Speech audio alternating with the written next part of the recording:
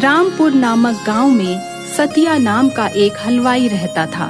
सतिया की बनाई मिठाइयाँ उसके गांव में बहुत ही मशहूर थीं। वो जितनी भी मिठाई दिन भर में बनाता वो सभी शाम तक बिक जाती। उसके गांव के अलावा आसपास के गांव के लोग भी सतिया की मिठाई के दीवाने थे। अरे सतिया भैया, जल्दी से 2 किलो मिठाई पैक कर दो। शहर से मेरा भाई आया हुआ है ना, उन सभी को तुम्हारी बनाई मिठाई बहुत पसंद है, इसलिए वो जब भी यहाँ आता है तो तुम्हारी दुकान की मिठाई लेकर ही वापस जाता है। हाँ, मैं अभी पैक किए देता हूँ। सतिया की दुकान की मिठाई सभी लोगों को बहुत पसंद थी। सतिया बहुत ही सफाई और ईमानदारी से मिठाइयाँ बनाता था। सतिया का बेटा राजू भी अपने पिता के साथ दुकान पर उनकी मदद करता था।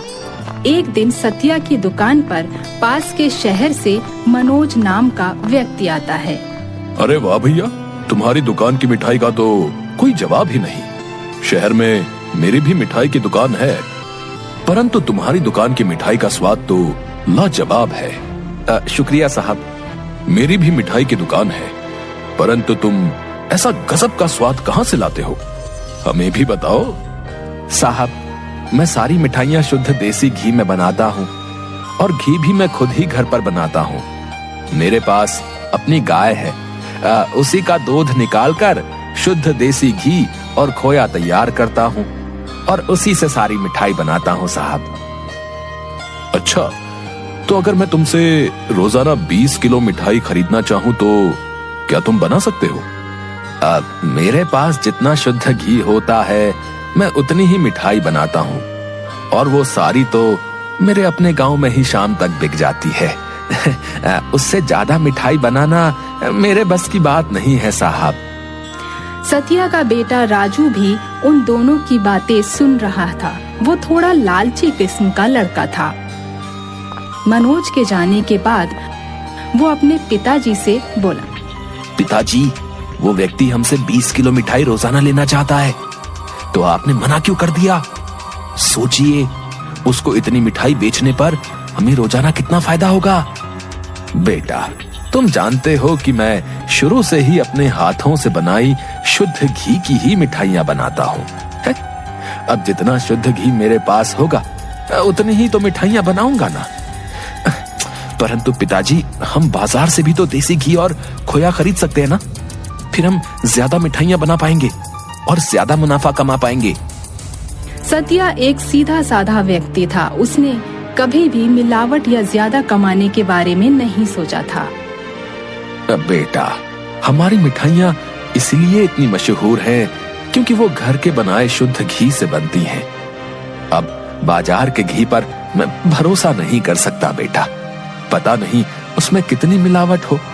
परंतु पिताजी, आप जितना समय घी बनाने में लगाते हैं उतना समय और मिठाइयाँ बनाने में लगाएं तो हमें ज्यादा मुनाफा हो सकता है। आजकल सभी हलवाई ऐसा करते हैं। कल से मैं बाजार से देसी घी ले आऊंगा और हम उसी से मिठाइयां बनाएंगे, किसी को कुछ पता नहीं चलेगा। राजू तरह तरह की बातें बनाकर सतिया को अपनी सोच में फंसा लेता है। अगले ही दिन राजू बाजार से घी खरीद कर लाता है।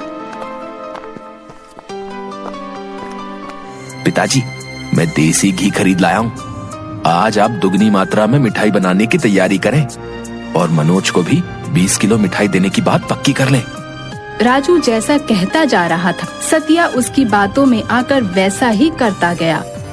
उसने बाजार के लिए लाए देसी घी को अपने हाथ से बनाए घी में मिलाकर और दुगनी मात्रा में मिठाइयाँ तैयार कर दी।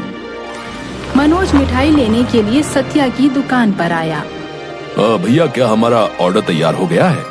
मैं गाड़ी लेकर आया हूँ, उसमें तैयार मिठाइयाँ रखवा दें। राजू ने जल्दी से मिठाइयों के डब्बे मनोज की गाड़ी में रखवा दिए। मनोज भैया, आपको यदि रोज 20 किलो मिठाई चाहिए तो हम बना दिया करेंगे। अरे वाह, ये तो बहुत अच्छी बात है। मैं रोजाना सुबह आकर यहाँ से मिठाइयों का ऑर्डर ले जाया करूंगा। इस तरह से सतिया और राजू ज्यादा मिठाइयाँ बनाने लगे और उनका ज्यादा मुनाफा होने लगा। पिताजी, देखा आपने, हमारी मिठाइयाँ कितनी मशहूर हो रही हैं। मनोज रोजाना हमसे 20 किलो मिठाई ले जाता है। हमारा मुनाफा भी दुगना हो गया है। और आप तो ऐसे ही चिंता कर रहे थे।